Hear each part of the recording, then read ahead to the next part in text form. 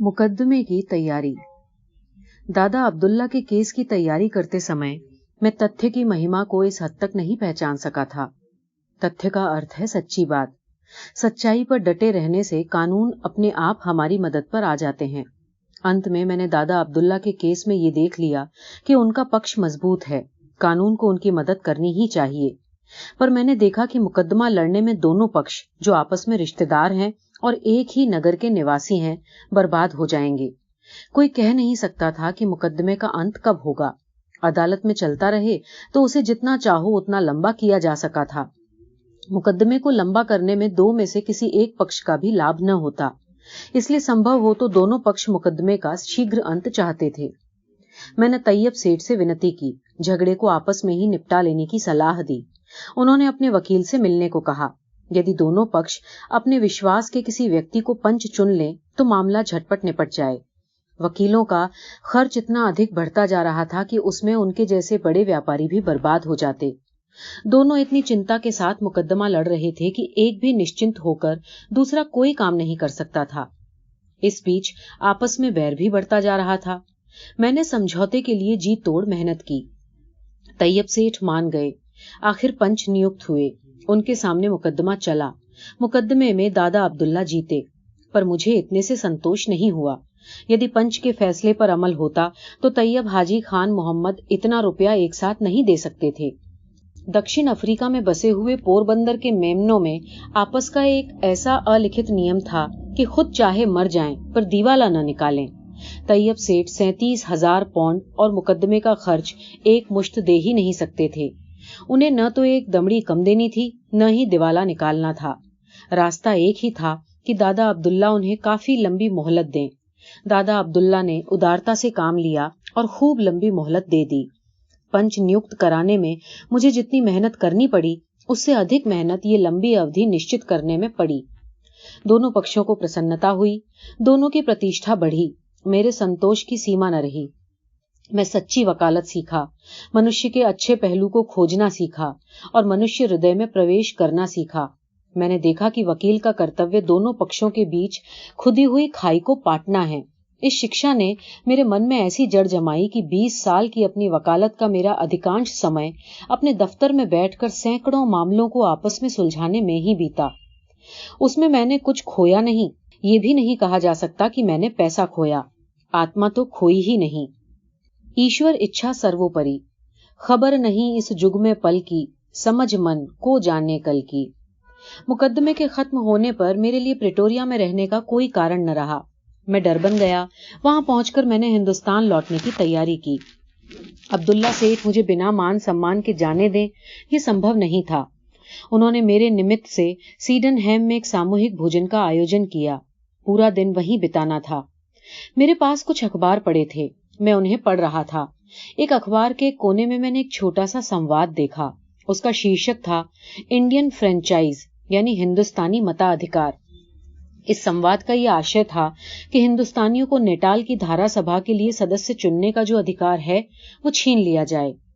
धारा सभा में इससे संबंध रखने वाले कानून पर बहस चल रही थी। मैं इस कानून से अपरिचित था। भोज में सम्मिलित सदस्यों में किसी को भी हिंदुस्तानियों का अधिकार छीनने वाले इस बिल की कोई खबर नहीं थी। मैंने अब्दुल्ला सेठ से पूछा। उन्होंने कहा कि इन बातों को हम क्या जाने, व्यापार पर कोई संकट आए तो हमें उसका पता चलता है। देखिए ना, ऑरेंज फ्री स्टेट में हमारे व्यापार की जड़ उखड़ गई। उसके लिए हमने मेहनत की, पर हम तो अपंग ठहरे।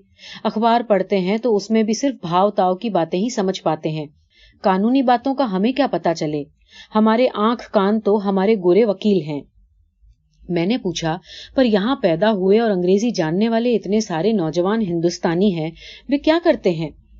अब्दुल्ला सेठ ने माथे पर हाथ रखकर कहा, अरे भाई, उनसे हमें क्या मिल सकता है? वे बेचारे इसमें क्या समझें? वे तो हमारे पास भी नहीं फटकते, और सच पूछो तो हम भी उन्हें नहीं पहचानते।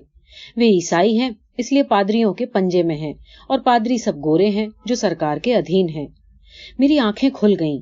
इस समाज को अपनाना चाहिए। क्या ईसाई धर्म का यही अर्थ है? वे ईसाई हैं, इससे क्या हिंदुस्तानी नहीं रहे और परदेसी बन गए? किंतु मुझे तो स्वदेश वापस जाना था, इसलिए मैंने उपयुक्त विचारों को प्रकट नहीं किया।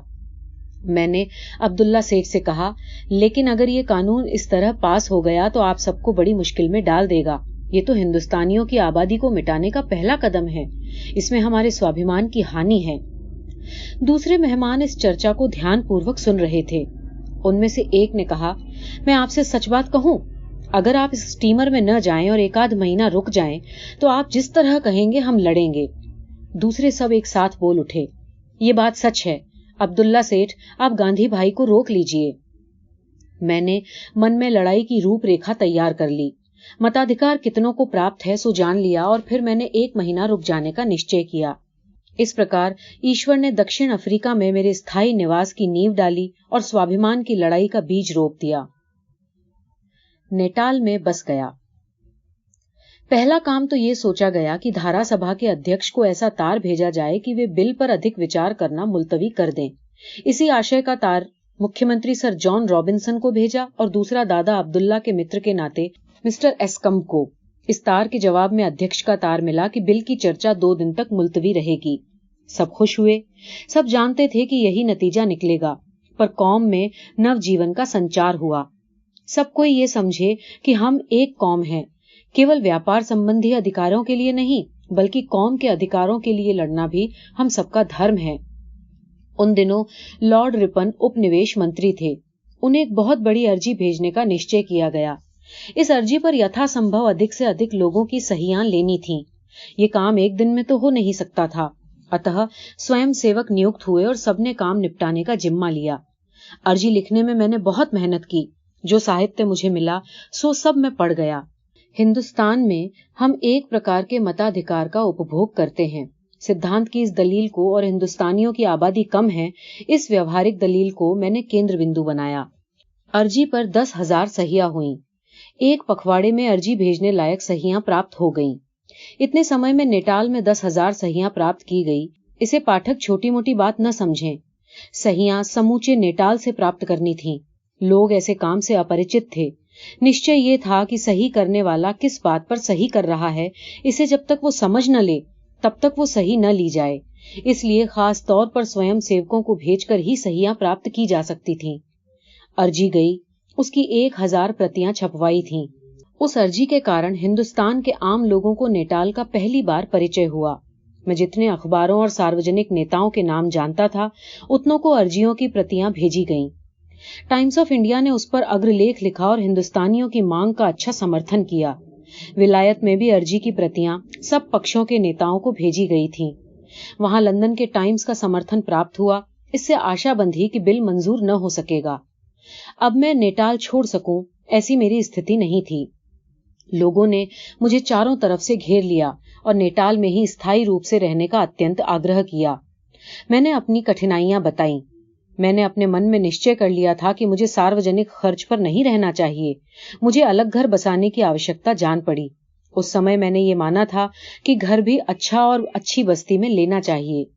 मैंने सोचा कि दूसरे बैरिस्टरों की तरह मेरे रहने से हिंदुस्तानी समाज की इज्जत बढ़ेगी।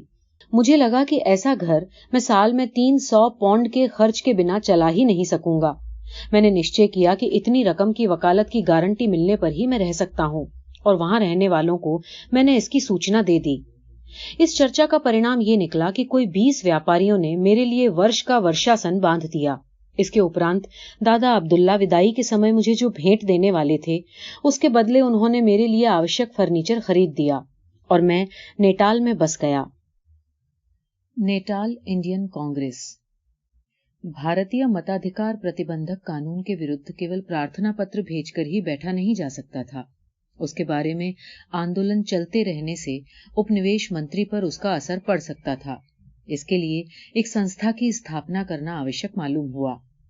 इस संबंध में मैंने अब्दुल्ला सेठ से सलाह ली, दूसरे साथियों से मिला और हमने एक सार्वजनिक संस्था खड़ी करने का निश्चय किया। उसके नामकरण में थोड़ा धर्म संकट था। इस संस्था को किसी पक्ष के साथ पक्षपात नहीं करना था।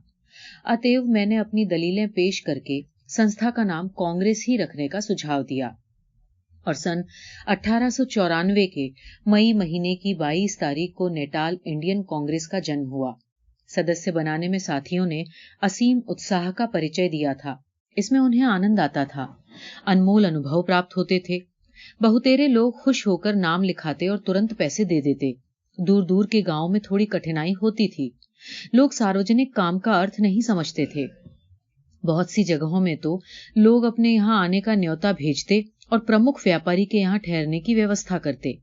पर इन यात्राओं में एक जगह शुरू में ही हमें मुश्किलों का सामना करना पड़ा। वहां एक व्यापारी से 6 पौंड मिलने चाहिए थे, पर वो 3 से आगे बढ़ता ही न था। अगर इतनी रकम हम ले लेते तो फिर दूसरों से अधिक न मिलती। पड़ाव उन्हीं के घर था। हम सब भूखे थे, पर जब तक चंदा न मिले भोजन कैसे करें। उन भाई को बहुत समझाया मनाया, पर वे टस से मस न होते थे। गांव के दूसरे व्यापारियों ने भी उन्हें समझाया। सारी रात झकझक में बीत गई। गुस्सा तो कई साथियों को आया, पर किसी ने विनय का त्याग न किया। ठेठ सवेरे वो भाई पिघले और उन्होंने हमें 6 पौंड दिए, हमें भोजन कराया। ये घटना टोंगाट में घटी थी। इसका प्रभाव उत्तरी किनारे पर ठेठ स्टेंगर तक और अंदर की ओर ठेठ चार्ल्स टाउन तक पड़ा। इससे चंदा वसूली का हमारा काम आसान हो गया। पर हमारा हेतु केवल पैसे इकट्ठे करने का नहीं था। आवश्यकता से अधिक पैसा न रखने का तत्व भी मैं समझ चुका था। नेटाल इंडियन कांग्रेस में उपनिवेशों में पैदा हुए हिंदुस्तानियों ने प्रवेश किया था और मुहर्रिरों का समाज उसमें दाखिल हुआ था। फिर भी मजदूरों ने, गिरमिटिया समाज के लोगों ने उसमें प्रवेश नहीं किया था। कांग्रेस उनकी नहीं हुई थी। वो उसमें चंदा देकर और दाखिल होकर उसे अपना नहीं सके थे। उनके मन में कांग्रेस के प्रति प्रेम तो तभी पैदा हो सकता था जब कांग्रेस उनकी सेवा करे। ऐसा प्रसंग अपने आप आ गया, और वो भी ऐसे समय जबकि मैं स्वयं अथवा कांग्रेस उसके लिए शायद ही तैयार थी। मुझे वकालत शुरू किए अभी मुश्किल से 2-4 महीने हुए थे। कांग्रेस का भी बचपन था। इतने में एक दिन बाला सुंदरम नाम का एक मद्रासी हिंदुस्तानी हाथ में साफा लिए रोता रोता मेरे सामने आकर खड़ा हो गया। उसके कपड़े फटे हुए थे और वो थर थर कांप रहा था। उसके मुंह से खून बह रहा था और उसके आगे के 2 दांत टूटे हुए थे। उसके मालिक ने उसे बुरी तरह मारा था। मालिक किसी वजह से गुस्सा हुआ होगा। उसे होश न रहा और उसने बाला सुंदरम की खूब जमकर पिटाई की। परिणाम स्वरूप बाला सुंदरम के 2 दांत टूट गए। मैंने उसे डॉक्टर के यहाँ भेजा। उन दिनों गोरे डॉक्टर ही मिलते थे। मुझे चोट संबंधी प्रमाण पत्र की आवश्यकता थी। उसे प्राप्त करके ही मैं बाला सुंदरम को मजिस्ट्रेट के पास ले गया। वहां बाला सुंदरम का शपथ पत्र प्रस्तुत किया। उसे पढ़कर मजिस्ट्रेट मालिक पर गुस्सा हुआ। उसने मालिक के नाम सम्मन जारी करने का हुक्म दिया। मेरी नीयत मालिक को सजा कराने की नहीं थी। मुझे तो बाला सुंदरम को उसके पंजे से छुड़ाना था। मैंने गिरमिटियों से संबंध रखने वाले कानून की छानबीन कर ली। यदि साधारण नौकर छोड़ता तो मालिक उसके खिलाफ दीवानी दावा दायर कर सकता था, पर उसे फौजदारी में नहीं ले जा सकता था। गिरमिट में और साधारण नौकर में बहुत फर्क था।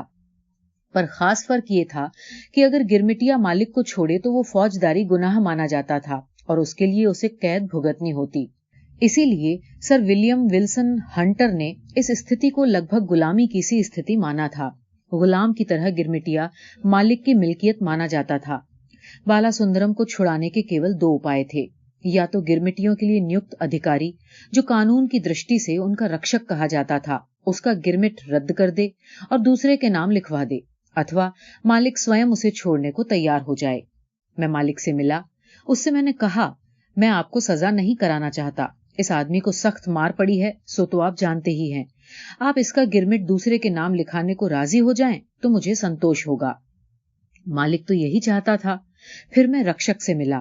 उसने भी सहमत होना स्वीकार कर लिया, पर शर्त ये रखी कि मैं बाला सुंदरम के लिए नया मालिक खोज दूं। मुझे एक नए अंग्रेज मालिक की खोज करनी थी।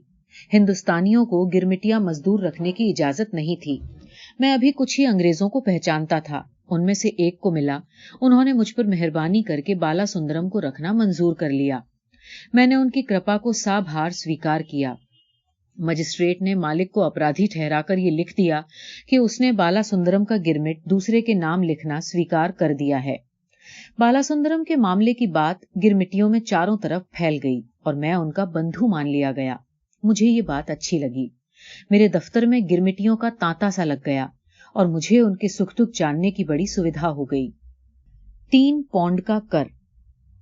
बाला सुंदरम के किस्से ने गिरमिटिया हिंदुस्तानियों के साथ मेरा संबंध जोड़ दिया। परंतु उन पर कर लगाने का जो आंदोलन चला, उसके परिणाम स्वरूप मुझे उनकी स्थिति का गहरा अध्ययन करना पड़ा। लगभग सन 1860 में जब नेटाल में बसे हुए गोरों ने देखा कि वहां ईख की फसल अच्छी हो सकती है, तो उन्होंने मजदूरों की खोज शुरू की। मजदूर न मिले तो न ईख पैदा हो सकती थी और न ही चीनी बन सकती थी। नेटाल के हबशी ये मजदूरी नहीं कर सकते थे, इसलिए नेटाल निवासी गोरों ने भारत सरकार के साथ विचार विमर्श करके हिंदुस्तानी मजदूरों को नेटाल जाने देने की अनुमति प्राप्त की। उन्हें ये लालच दिया गया कि 5 साल तक मजदूरी करने का बंधन रहेगा और 5 साल के बाद उन्हें स्वतंत्र रीति से नेटाल में बसने की छूट होगी। उनको जमीन का मालिक बनने का पूरा अधिकार भी दिया गया था। उस समय गोरे चाहते थे कि हिंदुस्तानी मजदूर अपने 5 साल पूरे होने के बाद जमीन जोतें और अपने उद्यम का लाभ नेटाल को दें। हिंदुस्तानी मजदूरों ने ये लाभ आशा से अधिक दिया। साग सब्जी खूब बोई। हिंदुस्तान की अनेक उत्तम तरकारियां पैदा की। जो साग सब्जियां वहां पहले से पैदा होती थीं, उनके दाम सस्ते कर दिए। हिंदुस्तान से आम लाकर लगाए, पर इसके साथ ही उन्होंने व्यापार भी शुरू कर दिया। घर बनाने के लिए जमीनें खरीद ली और बहुतेरे लोग मजदूर न रहकर अच्छे जमींदार और मकान मालिक बन गए। इस तरह मजदूरों से मकान मालिक बन जाने वालों के पीछे पीछे वहां स्वतंत्र व्यापारी भी पहुंचे। स्वर्गीय सेठ अबू बकर आमद उनमें सबसे पहले पहुंचने वाले व्यापारी थे। उन्होंने वहां अपना कारोबार खूब जमाया। गोरे व्यापारी चौंके। जब पहले पहल उन्होंने हिंदुस्तानी मजदूरों का स्वागत किया था, तब उन्हें उनकी व्यापार करने की शक्ति का कोई अंदाजा नहीं था। वे किसान के नाते स्वतंत्र रहें, इस हद तक तो गोरों को उस समय कोई आपत्ति नहीं थी, पर व्यापार में उनकी प्रतिद्वंदिता उन्हें असह्य जान पड़ी। हिंदुस्तानियों के साथ उनके विरोध के मूल में ये चीज थी। उसमें दूसरी चीजें और मिल गईं। हमारा अलग रहन सहन, हमारी सादगी, हमारा कम नफे में संतुष्ट रहना, आरोग्य के नियमों के बारे में हमारी लापरवाही, घर आंगन को साफ रखने का आलस्य, उनकी मरम्मत में कंजूसी, हमारे अलग अलग धर्म, ये सारी बातें विरोध को भड़काने वाली सिद्ध हुईं। ये विरोध प्राप्त मताधिकार को छीन लेने के रूप में और गिरमिटियों पर कर लगाने के कानून के रूप में प्रकट हुआ। कानून के बाहर तो अनेक प्रकार से उन्हें परेशान करना शुरू हो ही चुका था। पहला सुझाव तो ये था कि गिरमिट पूरा होने के कुछ दिन पहले ही हिंदुस्तानियों को जबरदस्ती वापस भेज दिया जाए, ताकि उनके इकरारनामे की मुद्दत हिंदुस्तान में पूरी हो। पर इस सुझाव को भारत सरकार मानने वाली नहीं थी। इसलिए ये सुझाव दिया गया कि 1. मजदूरी का इकरार पूरा हो जाने पर गिरमिटिया वापस हिंदुस्तान चला जाए, अथवा 2. हर दूसरे साल नया गिरमिट लिखवाए और उस हालत में हर बार उसके वेतन में कुछ बढ़ोतरी की जाए। 3. अगर वो वापस न जाए और मजदूरी का नया इकरारनामा भी न लिखे तो हर साल 25 पौंड का कर दे। इन सुझावों को स्वीकार कराने के लिए सर हेनरी बीन्स और मिस्टर मैसन का डेपुटेशन हिंदुस्तान भेजा गया। तब लॉर्ड एल्विन वायसराय थे। उन्होंने 25 पौंड का कर तो नामंजूर कर दिया, पर वैसे हर एक हिंदुस्तानी से 3 पौंड का कर लेने की स्वीकृति दे दी। मुझे उस समय ऐसा लगा था और अब तक लगता है कि वायसराय की ये गंभीर भूल थी। इसमें उन्होंने हिंदुस्तान के हित का तनिक भी विचार नहीं किया। नेटाल के गोरों के लिए ऐसी सुविधा कर देना उनका कोई धर्म नहीं था। 3-4 साल के बाद ये कर हर वैसे गिरमिट मुक्त हिंदुस्तानी की स्त्री से और उसके हर 16 साल और उससे बड़ी उम्र के लड़के और 13 साल या उससे बड़ी उम्र की लड़की से भी लेने का निश्चय किया गया। पति पत्नी और 2 बच्चों वाले कुटुंब से, जिसमें पति को अधिक से अधिक 14 शिलिंग प्रतिमास मिलते हों, 12 पौंड अर्थात 180 रुपए का कर लेना भारी जुल्म बन गया। दुनिया में कहीं भी इस स्थिति के गरीब लोगों से ऐसा भारी कर नहीं लिया जाता था। इस कर के विरुद्ध जोरों की लड़ाई छिड़ी। यदि नेटाल इंडियन कांग्रेस की ओर से कोई आवाज ही न उठाई जाती तो शायद वायसराय 25 पौंड भी मंजूर कर लेते। 25 पौंड के बदले 3 पौंड होना भी कांग्रेस के आंदोलन का ही प्रताप हो, ये पूरी तरह संभव है। पर इस कल्पना में मेरी भूल हो सकती है। संभव है कि भारत सरकार ने 25 पौंड के प्रस्ताव को शुरू से ही अस्वीकार कर दिया हो, और हो सकता है कि कांग्रेस के विरोध न करने पर भी वो 3 पौंड का कर ही स्वीकार करती। तो भी उसमें हिंदुस्तान के हित की तो हानि ही थी। हिंदुस्तान के हित रक्षक के नाते वायसराय को ऐसा अमानुषी कर कभी भी स्वीकार नहीं करना चाहिए था। पर अंत में सत्य की जय हुई। हिंदुस्तानियों की तपस्या में सत्य मूर्तिमान हुआ। इसके लिए अटल श्रद्धा की, अकूट धैर्य की और सतत कार्य करते रहने की आवश्यकता थी। यदि कौम हार कर बैठ जाती, कांग्रेस लड़ाई को भूल जाती और कर को अनिवार्य समझकर उसके आगे झुक जाती, तो वो कर आज तक गिरमिटिया हिंदुस्तानियों से वसूल होता रहता और इसका कलंक स्थानीय हिंदुस्तानियों को और समूचे हिंदुस्तान को लगता। हिंदुस्तान में कलकत्ते से बंबई जाते हुए प्रयाग बीच में पड़ता था। वहां ट्रेन 45 मिनट रुकती थी। इस बीच मैंने शहर का एक चक्कर लगाकर आने का विचार किया। मुझे केमिस्ट की दुकान से दवा भी खरीदनी थी। केमिस्ट ऊँघता हुआ बाहर निकला और दवा देने में उसने काफी देर कर दी। मैं स्टेशन पर पहुंचा तो गाड़ी चलती दिखाई पड़ी। भले स्टेशन मास्टर ने मेरे लिए गाड़ी 1 मिनट रोकी थी, पर मुझे वापस आते न देखकर उसने मेरा सामान उतरवा लेने की सावधानी बरती। बंबई में रुके बिना मैं सीधा राजकोट गया और वहां एक पुस्तिका लिखने की तैयारी में लगा। पुस्तिका को लिखने और छपाने में लगभग 1 महीना बीत गया। उसका आवरण हरा था, इसलिए बाद में वो हरी पुस्तिका के नाम से प्रसिद्ध हुई। उसमें दक्षिण अफ्रीका के हिंदुस्तानियों की स्थिति का चित्रण मैंने जानबूझकर नरम भाषा में किया था। नेटाल में लिखी हुई 2 पुस्तिकाओं में, जिनका जिक्र मैं पहले कर चुका हूं, मैंने जिस भाषा का प्रयोग किया था उससे भी नरम भाषा का प्रयोग मैंने इसमें किया था, क्योंकि मैं जानता था कि छोटा दुख भी दूर से देखने पर बड़ा मालूम होता है। हरी पुस्तिका की मैंने 10,000 प्रतियां छपवाई थीं और उन्हें सारे हिंदुस्तान के अखबारों और सब पक्षों के प्रसिद्ध लोगों को भेजा था। पायनियर में उस पर सबसे पहले लेख निकला।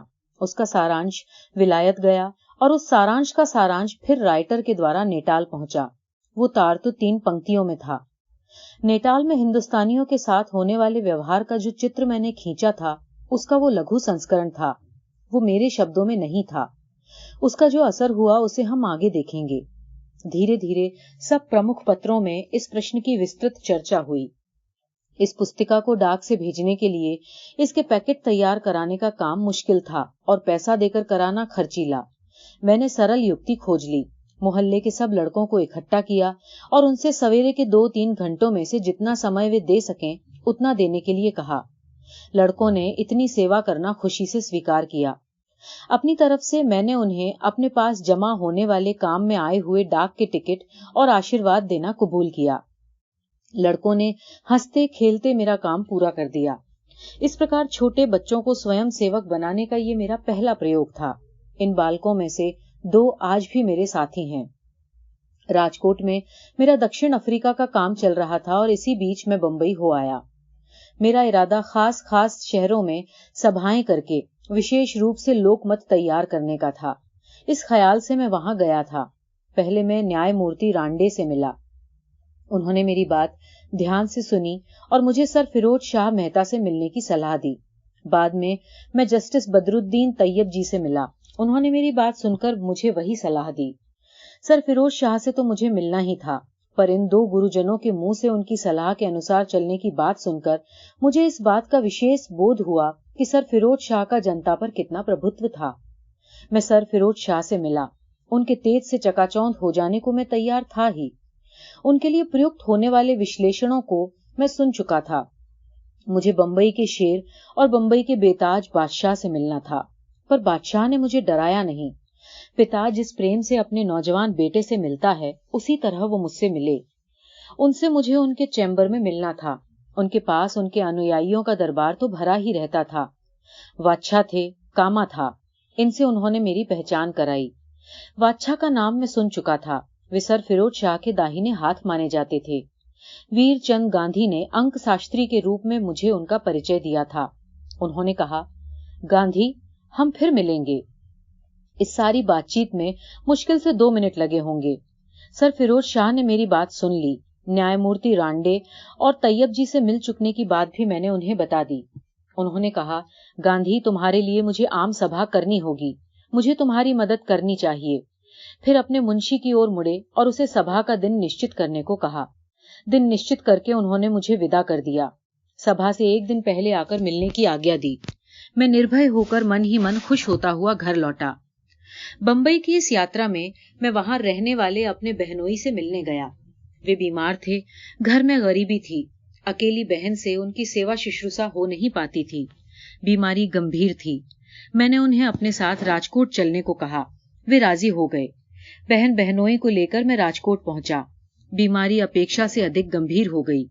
मैंने उन्हें अपने कमरे में रखा। मैं सारा दिन उनके पास रहता, रात में भी जागना पड़ता।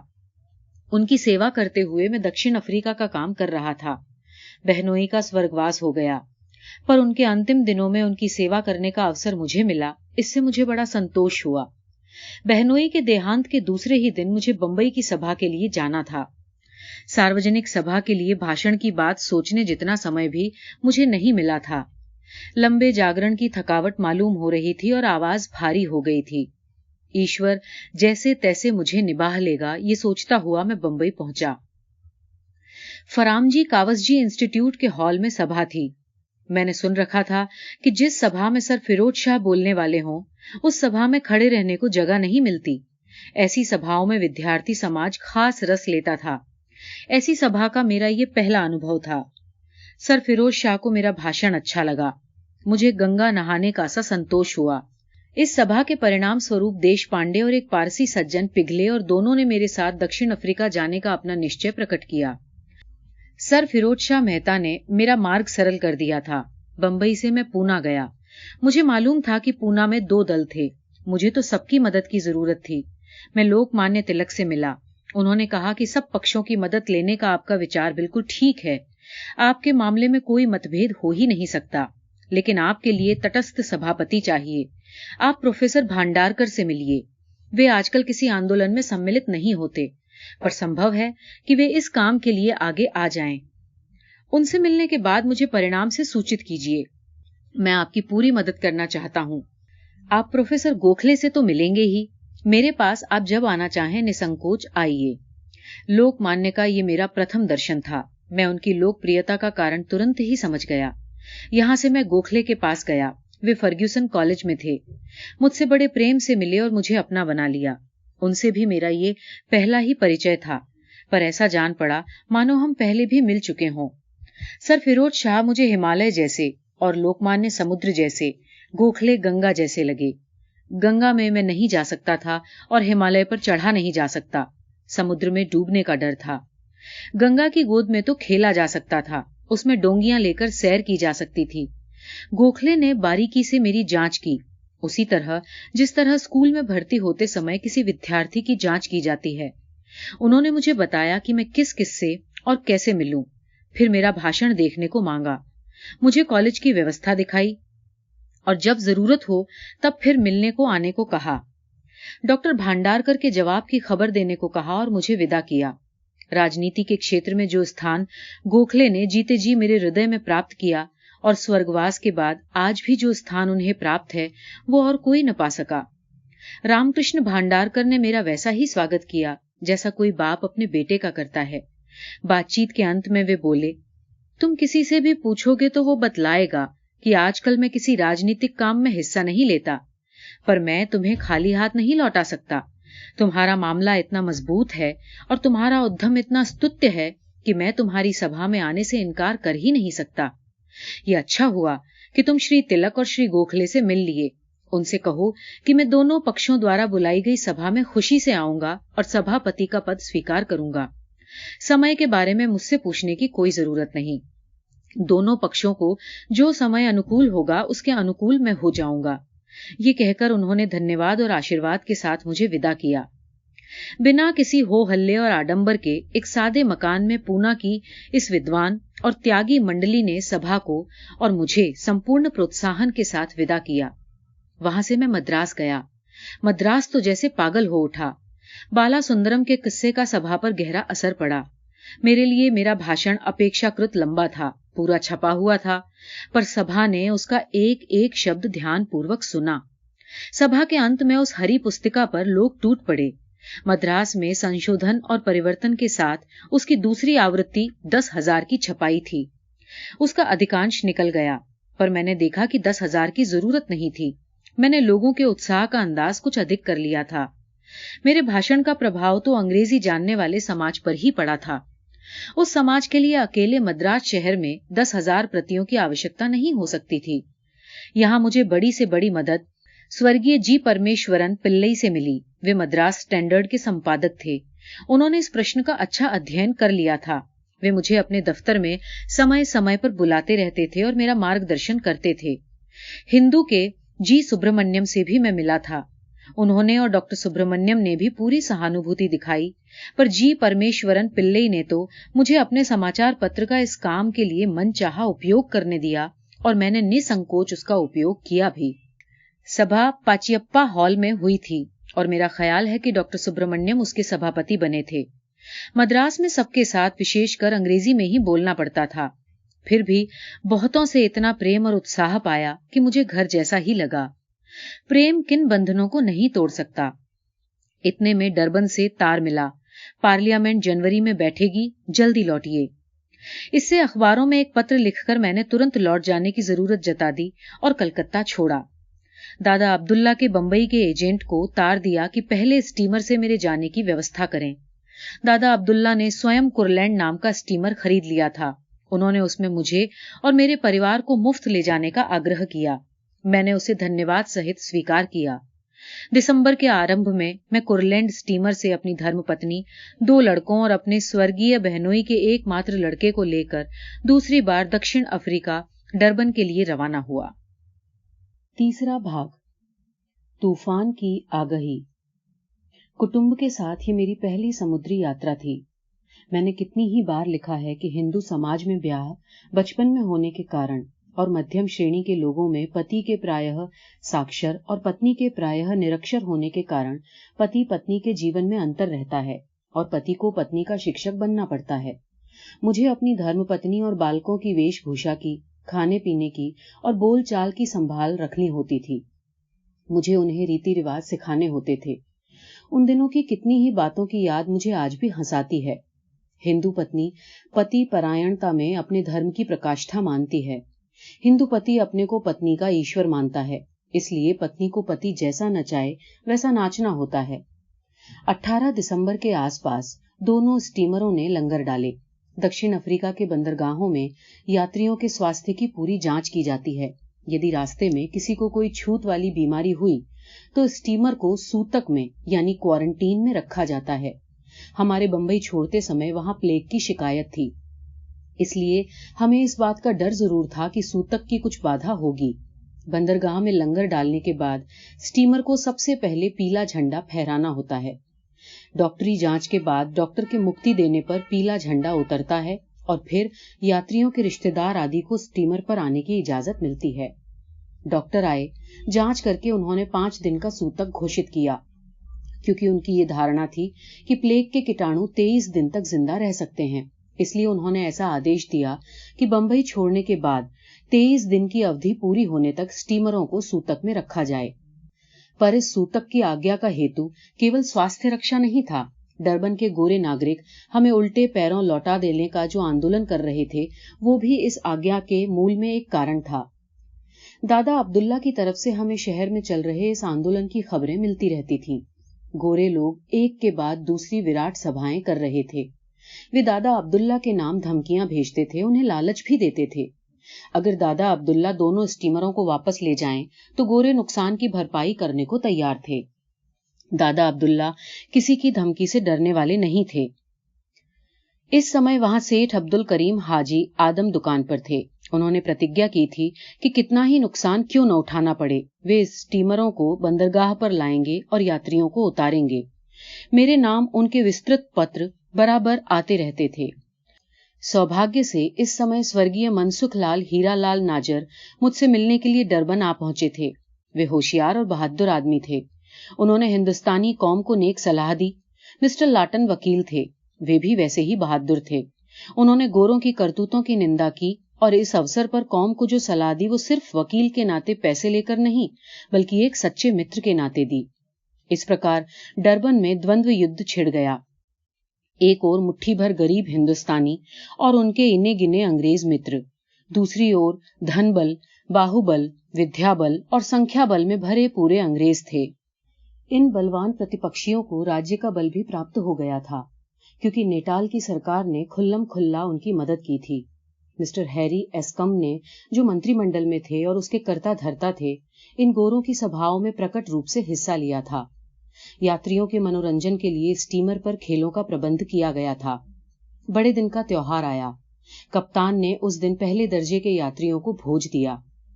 यात्रियों में मुख्यतः मैं और मेरे परिवार के लोग ही थे। भोजन के बाद भाषण करने की प्रथा तो थी ही।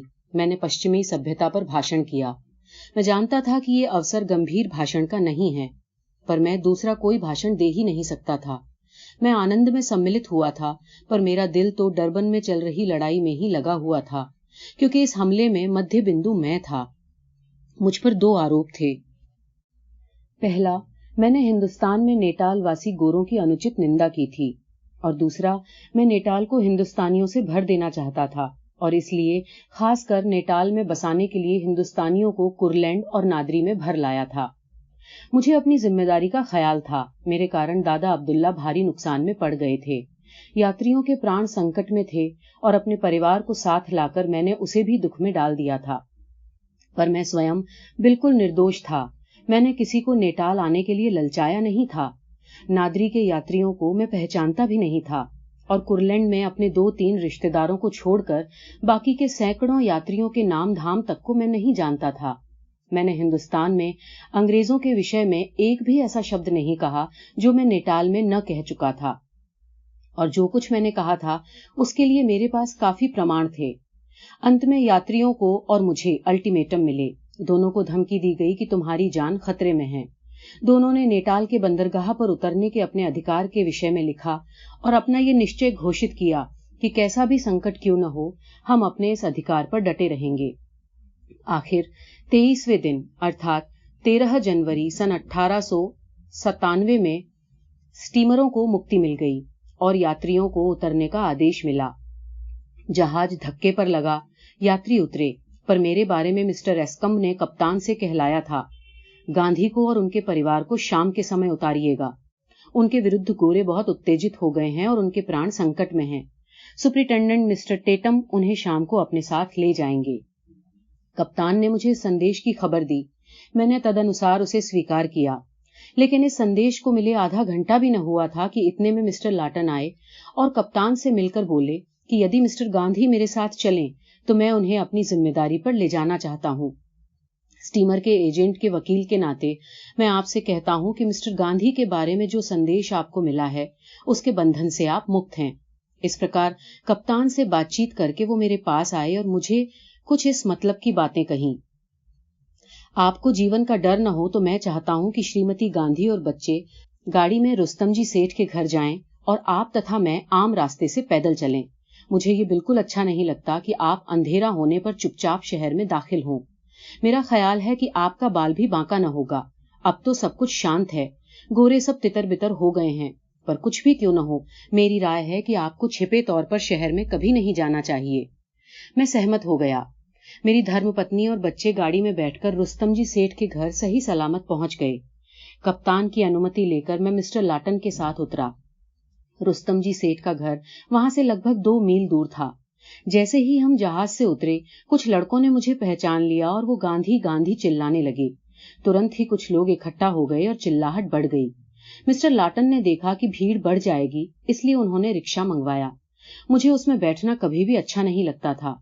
उस पर सवार होने का मुझे ये पहला ही अनुभव होने जा रहा था, पर लड़के भला क्यों बैठने देते। उन्होंने रिक्शा वाले को धमकाया और वो वहां से भाग खड़ा हुआ। हम आगे बढ़े, भीड़ भी बढ़ती गई। खासी भीड़ जमा हो गई। सबसे पहले तो भीड़ वालों ने मुझे और मिस्टर लाटन को अलग कर दिया। फिर मुझ पर कंकरों और सड़े अंडों की वर्षा शुरू हुई।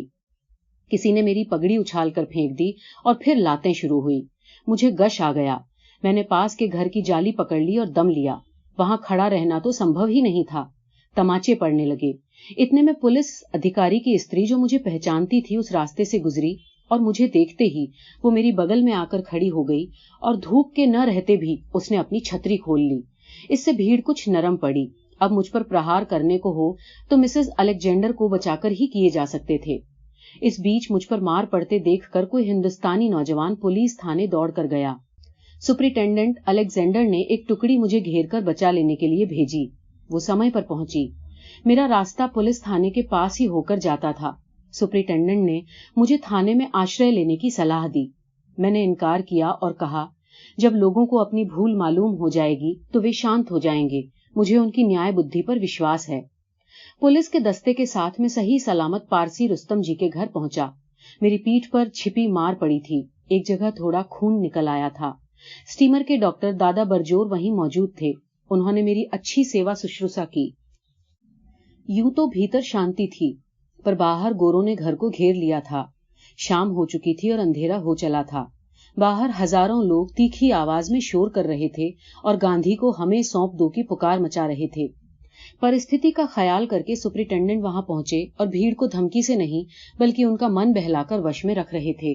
फिर भी वे निश्चिंत तो नहीं थे। उन्होंने मुझे इस आशय का संदेश भेजा, यदि आप अपने मित्र के मकान, माल असबाब और अपने बाल बच्चों को बचाना चाहते हो तो जिस तरह मैं कहूं उसी तरह आपको इस घर से छिपे तौर पर निकल जाना चाहिए। सो कुछ भी हो, भागने के काम में उलझ जाने से मैं अपनी चोटों को भूल गया। मैंने हिंदुस्तानी सिपाही की वर्दी पहनी। कभी सिर पर मार पड़े तो उससे बचने के लिए माथे पर पीतल की एक तश्तरी रखी और ऊपर से मद्रासी तर्ज का बड़ा साफा बांधा। साथ में खुफिया पुलिस के 2 जवान थे। उनमें से एक ने हिंदुस्तानी व्यापारी की पोशाक पहनी और अपना चेहरा हिंदुस्तानी की तरह रंग लिया। दूसरे ने क्या पहना था सो मैं भूल गया हूं। हम बगल की गली में होकर पड़ोस की एक दुकान में पहुंचे और गोदाम में लगी हुई बोरों की थप्पियों को अंधेरे में लांघते हुए दुकान के दरवाजे से भीड़ में घुसकर आगे निकल गए। गली के नुक्कड़ पर गाड़ी खड़ी थी। उसमें बिठाकर मुझे अब उसी थाने में ले जाया गया जिसमें आश्रय लेने की सलाह सुपरिटेंडेंट अलेक्जेंडर ने पहले दी थी। मैंने सुपरिटेंडेंट अलेक्जेंडर को और खुफिया पुलिस के अधिकारियों को धन्यवाद दिया। इस प्रकार जब एक तरफ से मुझे ले जाया जा रहा था तब दूसरी तरफ सुपरिटेंडेंट अलेक्जेंडर भीड़ से गाना गवा रहे थे। उस गीत का अनुवाद ये था, चलो हम गांधी को फांसी पर लटका दें, इमली के उस पेड़ पर उसे फांसी से लटका दें। जब सुपरिटेंडेंट अलेक्जेंडर को मेरे सही सलामत थाने पर पहुंच जाने की खबर मिली तो उन्होंने भीड़ से कहा, आपका शिकार तो इस दुकान में से सही सलामत निकल भागा है। भीड़ में किसी को गुस्सा आया तो कोई हंसा। बहुतों ने इस बात को मानने से इनकार किया। इस पर सुपरिटेंडेंट अलेक्जेंडर ने कहा, तो आप लोग अपने में से जिसे नियुक्त कर दें उसे मैं अंदर ले जाऊं और वो तलाश करके देख ले। अगर आप गांधी को ढूंढ निकालें तो उसे मैं आपके हवाले कर दूंगा। न ढूंढ सकें तो आपको बिखर जाना होगा। मुझे ये विश्वास है कि आप पारसी रुस्तम जी का मकान हरगिज नहीं जलाएंगे और न गांधी के स्त्री और बच्चों को कष्ट पहुंचाएंगे। भीड़ ने प्रतिनिधि नियुक्त किए। उन्होंने तलाशी के बाद उन्हें निराशाजनक समाचार सुनाया। सब सुपरिटेंडेंट अलेक्जेंडर की सूझबूझ और चतुराई की प्रशंसा करते हुए पर मन ही मन कुछ गुस्सा होते हुए बिखर गए। उस समय के उपनिवेश मंत्री स्वर्गीय मिस्टर चैम्बरलेन ने तार द्वारा सूचित किया कि मुझ पर हमला करने वालों पर मुकदमा चलाया जाए और मुझे न्याय दिलाया जाए। मिस्टर एस्कम्ब ने मुझे अपने पास बुलाया। मुझे पहुंची चोट के लिए खेद प्रकट करते हुए उन्होंने कहा, आप ये तो मानेंगे ही कि आपका बाल भी बांका हो तो मुझे उससे कभी खुशी नहीं हो सकती। आपने मिस्टर लाटन की सलाह मानकर तुरंत जहाज से उतर जाने का साहस किया। आपको ऐसा करने का हक था, पर आपने यदि मेरे संदेश को मान लिया होता तो ये दुखद घटना न घटती। अब अगर आप हमला करने वालों को पहचान सकें तो मैं उन्हें गिरफ्तार करवाने और उन पर मुकदमा चलाने को तैयार हूं। मिस्टर चैम्बरलेन भी यही चाहते हैं। मैंने जवाब दिया, मुझे किसी पर मुकदमा नहीं चलाना है। संभव है हमला करने वालों में से 1-2 को मैं पहचान लूं। उन्हें सजा दिलाने से मुझे क्या हासिल होगा? फिर मैं हमला करने वालों को दोषी भी नहीं मानता। उन्हें तो ये कहा गया है कि मैंने हिंदुस्तान में अतिशयोक्तिपूर्ण बातें कहकर नेटाल के गोरों को बदनाम किया है। वे इस बात को मानकर गुस्सा हों, इसमें आश्चर्य क्या है? दोष तो बड़ों का है और मुझे कहने की इजाजत दें तो आपको मान जाना चाहिए। आप लोगों को सही रास्ता दिखा सकते थे, पर आपने भी राइटर के तार को ठीक माना और ये कल्पना कर ली कि मैंने अतिशयोक्ति की होगी।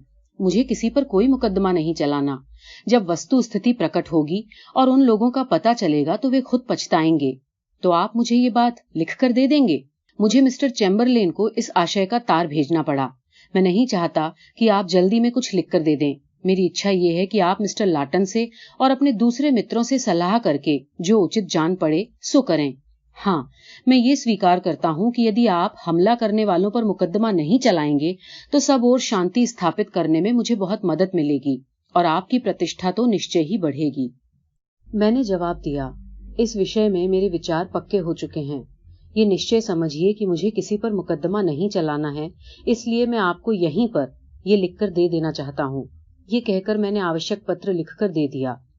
जिस दिन मैं जहाज से उतरा उसी दिन अर्थात पीला झंडा उतरने के बाद तुरंत नेटाल एडवर्टाइजर नामक पत्र का प्रतिनिधि मुझसे मिलने आया था। उसने मुझसे कई प्रश्न पूछे थे और उनके उत्तर में मैं प्रत्येक आरोप का पूरा पूरा जवाब दे सका था। सर फिरोज शाह मेहता के प्रताप से उस समय मैंने हिंदुस्तान में एक भी भाषण बिना लिखे नहीं किया था। अपने उन सब भाषणों और लेखों का संग्रह तो मेरे पास था ही। मैंने ये सब उसे दे दिया और सिद्ध कर दिखाया कि मैंने हिंदुस्तान में ऐसी एक भी बात नहीं कही जो अधिक तीव्र शब्दों में दक्षिण अफ्रीका में न कही गई हो। मैंने ये भी बता दिया कि कुरलैंड और नादरी के यात्रियों को लाने में मेरा हाथ बिल्कुल नहीं था। उनमें अधिकतर तो पुराने ही थे और बहुतेरे नेटाल में रहने वाले नहीं थे बल्कि ट्रांसवाल जाने वाले थे। उन दिनों नेटाल में मंदी थी, ट्रांसवाल में बहुत अधिक कमाई होती थी। इस कारण अधिकतर हिंदुस्तानी वहीं जाना पसंद करते थे। इस खुलासे का और हमलावरों पर मुकदमा दायर करने से मेरे इनकार करने का इतना ज्यादा असर पड़ा कि गोरे शर्मिंदा हुए। समाचार पत्रों ने मुझे निर्दोष सिद्ध कर दिया और हुल्लड़ करने वालों की निंदा की। इस प्रकार परिणाम में तो मुझे लाभ ही हुआ और मेरा लाभ मेरे कार्य का ही लाभ था। इससे भारतीय समाज की प्रतिष्ठा बढ़ी और मार्ग अधिक सरल हो गया। 3 या 4 दिन बाद मैं अपने घर गया और कुछ ही दिनों में व्यवस्थित रीति से अपना कामकाज करने लगा। इस घटना के कारण मेरी वकालत भी बढ़ गई। परंतु इस तरह यदि हिंदुस्तानियों की प्रतिष्ठा बढ़ी तो उनके प्रति गोरों का द्वेष भी बढ़ा। गोरों को विश्वास हो गया कि हिंदुस्तानियों में दृढ़ता पूर्वक लड़ने की शक्ति है। फलतः उनका डर बढ़ गया। नेटाल की धारा सभा में 2 कानून पेश हुए जिनसे हिंदुस्तानियों की कठिनाइयां बढ़ गईं। एक से भारतीय व्यापारियों के धंधे को नुकसान पहुंचा और दूसरे से हिंदुस्तानियों के आने जाने पर अंकुश लग गया। बच्चों की शिक्षा। सन 1897 की जनवरी में जब मैं डरबन उतरा तब मेरे साथ 3 बालक थे। मेरा भांजा लगभग 10 वर्ष की उम्र का, मेरा बड़ा लड़का 9 वर्ष का और दूसरा लड़का 5 वर्ष का। अब इन सबको कहाँ पढ़ाया जाए? मैं अपने लड़कों को गोरों के लिए चलने वाले स्कूलों में भेज सकता था, पर वो केवल मेहरबानी और अपवाद स्वरूप होता। दूसरे सब हिंदुस्तानी बालक वहां नहीं पढ़ सकते थे। हिंदुस्तानी बालकों को पढ़ाने के लिए ईसाई मिशन के स्कूल थे, पर उनमें मैं अपने बालकों को भेजने के लिए तैयार नहीं था। वहां दी जाने वाली शिक्षा मुझे पसंद नहीं थी। वहां गुजराती द्वारा शिक्षा तो मिलती ही कहां से। सारी शिक्षा अंग्रेजी में ही दी जाती थी, अथवा बहुत प्रयत्न किया जाता तो अशुद्ध तमिल या हिंदी में दी जा सकती थी। पर इन और ऐसी अन्य त्रुटियों को सहन करना मेरे लिए संभव नहीं था। मैं स्वयं बालकों को पढ़ाने का थोड़ा प्रयत्न करता था, पर वो अत्यंत अनियमित था।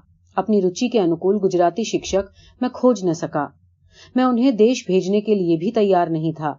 उस समय भी मेरा ये ख्याल था कि छोटे बच्चों को माता पिता से अलग नहीं रहना चाहिए। सुव्यवस्थित घर में बालकों को जो शिक्षा सहज ही मिल जाती है वो छात्रालयों में नहीं मिल सकती। अतएव अधिकतर वे मेरे साथ ही रहे। लड़कों को मैं स्वयं जितना समय देना चाहता था उतना नहीं दे सका। इस कारण और दूसरी अनिवार्य परिस्थितियों के कारण मैं अपनी इच्छा के अनुसार उन्हें अक्षर ज्ञान नहीं दे सका।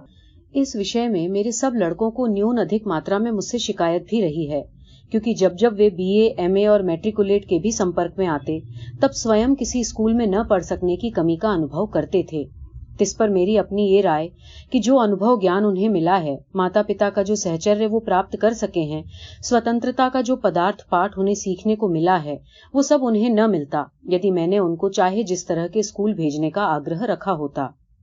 वो बालक और मेरे लड़के आज समान अवस्था के हैं। मैं नहीं मानता कि वे मनुष्यता में मेरे लड़कों से आगे बढ़े हुए हैं अथवा उनसे मेरे लड़के कुछ अधिक सीख सकते हैं। फिर भी मेरे प्रयोग का अंतिम परिणाम तो भविष्य ही बता सकता था।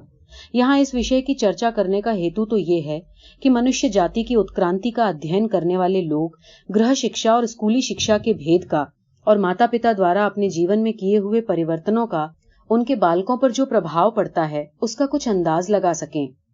इसके अतिरिक्त इस प्रकरण का एक उद्देश्य ये भी है कि सत्य का पुजारी इस प्रयोग से ये देख सके कि सत्य की आराधना उसे कहाँ तक ले जा सकती है, और स्वतंत्रता देवी का उपासक देख सके कि वो देवी कैसा बलिदान चाहती है। बालकों को अपने साथ रखते हुए भी यदि मैंने स्वाभिमान का त्याग किया होता, दूसरे भारतीय बालक जिसे न पा सकें उसकी अपने बालकों के लिए इच्छा न रखने के विचार का पोषण न किया होता, तो मैं अपने बालकों को अक्षर ज्ञान अवश्य दे सकता था। किंतु उस दशा में स्वतंत्रता और स्वाभिमान का जो पदार्थ पाठ वे सीखे वो न सीख पाते, और जहां स्वतंत्रता तथा अक्षर ज्ञान के बीच ही चुनाव करना हो, वहां कौन कह सकेगा कि स्वतंत्रता अक्षर ज्ञान से 1000 गुना अधिक अच्छी नहीं है। सन 1920 में जिन नौजवानों को मैंने स्वतंत्रता घातक स्कूलों और कॉलेजों को छोड़ने के लिए आमंत्रित किया था और जिनसे मैंने कहा था कि स्वतंत्रता के लिए निरक्षर रहकर आम रास्ते पर गिट्टी फोड़ना गुलामी में रहकर अक्षर ज्ञान प्राप्त करने से कहीं अच्छा है, वे अब मेरे कथन के मर्म को कदाचित समझ सकेंगे। सेवावृत्ति। मन में हमेशा ये विचार बना रहता कि सेवा शुश्रूषा का एक सा काम मैं हमेशा करता रहूं तो कितना अच्छा हो। Doctor Booth Saint Adams mission के मुखिया थे। वे हमेशा अपने पास आने वालों को मुफ्त दवा दिया करते थे। वे बहुत भले और दयालु आदमी थे। पारसी रुस्तम जी की दानशीलता के कारण डॉक्टर बूथ की देख रेख में एक बहुत छोटा अस्पताल खुला। मेरी प्रबल इच्छा हुई कि मैं इस अस्पताल में नर्स का काम करूं। इस काम से मुझे थोड़ी शांति मिली। मेरा काम बीमार की हालत समझकर उसे डॉक्टर को समझाने और डॉक्टर की लिखी दवा तैयार करके बीमार को देने का था। इस काम से मैं दुखी दर्दी हिंदुस्तानियों के निकट संपर्क में आया। उनमें से अधिकांश तमिल, तेलुगु अथवा उत्तर हिंदुस्तान के गिरमिटिया होते थे। ये अनुभव मेरे लिए भविष्य में बहुत उपयोगी सिद्ध हुआ। बोअर युद्ध के समय घायलों की सेवा शुश्रूषा के काम में और दूसरे बीमारों की परिचर्या में मुझे इससे बड़ी मदद मिली। बालकों के पालन पोषण का प्रश्न तो मेरे सामने था ही। दक्षिण अफ्रीका में मेरे 2 लड़के और हुए। उन्हें किस तरह पाल पोस कर बड़ा किया जाए, इस प्रश्न को हल करने में मुझे इस काम ने अच्छी मदद की। ब्रह्मचर्य। अब ब्रह्मचर्य के विषय में विचार करने का समय आ गया है। एक पत्नी व्रत का तो विवाह के समय से ही मेरे हृदय में स्थान था। पत्नी के प्रति वफादारी मेरे सत्य व्रत का अंग थी, पर अपनी स्त्री के साथ भी ब्रह्मचर्य का पालन करना चाहिए, इसका स्पष्ट बोध मुझे दक्षिण अफ्रीका में ही हुआ। पति पत्नी में एक के होता है, इसलिए उनमें परस्पर प्रेम हो तो कोई आश्चर्य नहीं। मालिक और नौकर के बीच वैसा प्रेम प्रयत्न पूर्वक विकसित करना होता है। दिन पर दिन कवि के वचनों का बल मेरी दृष्टि में बढ़ता प्रतीत हुआ। जागृत होने के बाद भी 2 बार तो मैं विफल ही रहा। प्रयत्न करता परंतु गिर पड़ता। प्रयत्न में मुख्य उद्देश्य ऊंचा नहीं था। मुख्य उद्देश्य था संतानोत्पत्ति को रोकना। उसके बाह्य उपचारों के बारे में मैंने विलायत में कुछ पढ़ा था। संयम पालन की कठिनाइयों का पार न था। हमने अलग खाटें रखी। रात में पूरी तरह थकने के बाद ही सोने का प्रयत्न किया। इस सारे प्रयत्न का विशेष परिणाम मैं तुरंत नहीं देख सका, पर आज भूतकाल पर निगाह डालते हुए देखता हूं कि इन सब प्रयत्नों ने मुझे अंतिम निश्चय पर पहुंचने का बल दिया। अंतिम निश्चय तो मैं सन 1906 में ही कर सका था। उस समय सत्याग्रह का आरंभ नहीं हुआ था। मुझे उसका सपना तक नहीं आया था। बोअर युद्ध के बाद नेटाल में जुलू विद्रोह हुआ। उस समय मैं जोहानिसबर्ग में वकालत करता था, पर मैंने अनुभव किया कि इस विद्रोह के मौके पर मुझे अपनी सेवा नेटाल सरकार को अर्पण करनी चाहिए। मैंने सेवा अर्पण की और वो स्वीकृत हुई। ब्रह्मचर्य के संपूर्ण पालन का अर्थ है ब्रह्म दर्शन। ये ज्ञान मुझे शास्त्र द्वारा नहीं हुआ। ये अर्थ मेरे सामने क्रम क्रम से अनुभव सिद्ध होता गया। उससे संबंध रखने वाले शास्त्र वाक्य बाद में मैंने पढ़े। ब्रह्मचर्य में शरीर रक्षण, बुद्धि रक्षण और आत्मा का रक्षण समाया हुआ है। इसे मैं व्रत लेने के बाद दिन प्रतिदिन अधिकाधिक अनुभव करने लगा। अब ब्रह्मचर्य को एक घोर तपस्या के रूप में रहने देने के बदले उसे रसमय बनाना था और उसी सहारे निभाना था। इसलिए अब उसकी विशेषताओं के मुझे नित नए दर्शन होने लगे। ब्रह्मचर्य का पालन करना हो तो स्वादेंद्रिय पर प्रभुत्व प्राप्त करना ही चाहिए। मैंने स्वयं अनुभव किया है कि यदि स्वाद को जीत लिया जाए तो ब्रह्मचर्य का पालन बहुत सरल हो जाता है। इस कारण अब से आगे के मेरे आहार संबंधी प्रयोग केवल अन्नहार की दृष्टि से ही नहीं, बल्कि ब्रह्मचर्य की दृष्टि से होने लगे।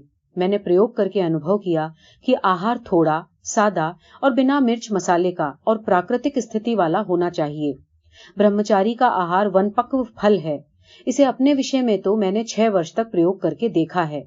जब मैं सूखे और हरे वनपक्व फलों पर रहता था, तब जिस निर्विकार अवस्था का अनुभव मैंने किया, वैसा अनुभव आहार में परिवर्तन करने के बाद मुझे कभी नहीं हुआ। फलाहार के दिनों में ब्रह्मचर्य स्वाभाविक हो गया था। दुग्धाहार के कारण वो कष्ट साध्य बन गया। मुझे फलाहार से दुग्धाहार पर क्यों जाना पड़ा, इसकी चर्चा मैं यथास्थान पर करूंगा। यहाँ तो इतना कहना काफी है कि ब्रह्मचारी के लिए दूध का आहार व्रत पालन में बाधक है। इस विषय में मुझे शंका नहीं। इसका कोई ये अर्थ न करे कि ब्रह्मचारी मात्र के लिए दूध का त्याग इष्ट है। ब्रह्मचर्य पर आहार का कितना प्रभाव पड़ता है, इसके संबंध में बहुत प्रयोग करने की आवश्यकता है। दूध के समान स्नायु पोषक और उतनी ही सरलता से पचने वाला फलाहार मुझे अभी तक नहीं मिला और न कोई वैद्य, हकीम या डॉक्टर ऐसे फलों अथवा अन्न की जानकारी दे सका है। अतएव दूध को विकारोत्पादक वस्तु जानते हुए भी मैं उसके त्याग की सलाह अभी किसी को नहीं दे सकता। ब्रह्मचर्य उपचारों में जिस तरह आहार के प्रकार और परिमाण की मर्यादा आवश्यक है, उसी तरह उपवास के बारे में भी समझना चाहिए। इंद्रियां इतनी बलवान हैं कि उन्हें चारों तरफ से, ऊपर से और नीचे से या 10 दिशाओं से घेरा जाए तो ही वे अंकुश में रहती हैं। सब जानते हैं कि आहार के बिना वे काम नहीं कर सकती। अतएव इंद्रिय दमन के हेतु से स्वेच्छा पूर्वक किए गए उपवास से इंद्रिय दमन में बहुत मदद मिलती है, इसमें मुझे कोई संदेह नहीं। कई लोग उपवास करते हुए भी इसमें विफल होते हैं। उसका कारण ये है कि उपवास ही सब कुछ कर सकेगा ऐसा मानकर वे केवल स्थूल उपवास करते हैं और मन से 56 भोगों का स्वाद लेते रहते हैं। उपवास के दिनों में वे उपवास की समाप्ति पर क्या खाएंगे इसके विचारों का स्वाद लेते रहते हैं और फिर शिकायत करते हैं कि न स्वादेंद्रिय का संयम सधा और न जननेंद्रिय का। उपवास की सच्ची उपयोगिता वहीं होती है जहां मनुष्य का मन भी देह दमन में साथ देता है। तात्पर्य ये कि मन में विषय भोग के प्रति विरक्ति आनी चाहिए। विषय की जड़ें मन में रहती है। उपवास आदि साधनों से यद्यपि बहुत सहायता मिलती है, फिर भी वो अपेक्षाकृत कम ही होती है। कहा जा सकता है कि उपवास करते हुए भी मनुष्य विषयासक्त रह सकता है, पर बिना उपवास के विषयासक्ति को जड़मूल से मिटाना संभव नहीं। अतएव ब्रह्मचर्य के पालन में उपवास अनिवार्य अंग है। ब्रह्मचर्य का अर्थ है मन, वचन और क्रम से समस्त इंद्रियों का संयम। इस संयम के लिए ऊपर बताए गए त्यागों की आवश्यकता है। इसे मैं दिन प्रतिदिन अनुभव करता रहा हूँ और आज भी कर रहा हूँ। त्याग के क्षेत्र की सीमा नहीं है, जैसे ब्रह्मचर्य की महिमा की कोई सीमा नहीं है। ऐसा ब्रह्मचर्य अल्प प्रयत्न से सिद्ध नहीं होता। करोड़ों लोगों के लिए वो सदा केवल आदर्श रूप में ही रहेगा, क्योंकि प्रयत्नशील ब्रह्मचारी अपनी त्रुटियों का नित्य दर्शन करेगा, अपने अंदर ओने कोने में छिपकर बैठे हुए विकारों को पहचान लेगा और उन्हें निकालने का सतत प्रयत्न करेगा। परंतु ऐसा ब्रह्मचर्य केवल प्रयत्न साध्य नहीं है। इसे मैंने हिंदुस्तान में आने के बाद अनुभव किया। कहा जा सकता है कि तब तक मैं मूर्छावश था। मैंने ये मान लिया था कि फलाहार से विकार समूल नष्ट हो जाते हैं और मैं अभिमान पूर्वक ये मानता था कि अब मेरे लिए कुछ भी करना बाकी नहीं। पर इस विचार के प्रकरण तक पहुंचने में अभी देर है। इस बीच इतना कह देना आवश्यक है कि ईश्वर साक्षात्कार के लिए जो लोग मेरी व्याख्या वाले ब्रह्मचर्य का पालन करना चाहते हैं, वे यदि अपने प्रयत्न के साथ ही ईश्वर पर श्रद्धा रखने वाले हों तो उनके लिए निराशा का कोई कारण नहीं रहेगा। विषया विनिर्वन्ते निराहारस्य देहिनः रसवर्ज्य रसोपस्यः परम दृष्ट्वा निर्वततः। गीता अध्याय 2। अतएव आत्मार्थी के लिए राम नाम और राम कृपा ही अंतिम साधन है। इस वस्तु का साक्षात्कार मैंने हिंदुस्तान में किया।